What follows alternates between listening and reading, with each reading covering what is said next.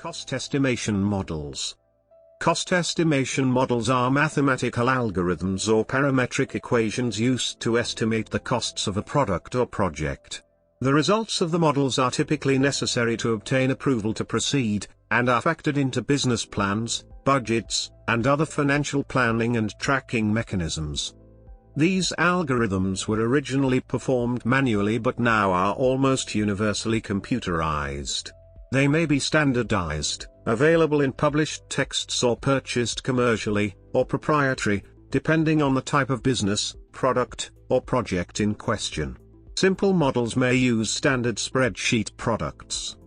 Models typically function through the input of parameters that describe the attributes of the product or project in question, and possibly physical resource requirements. The model then provides as output various resources requirements in cost and time. Some models concentrate only on estimating project costs, often a single monetary value.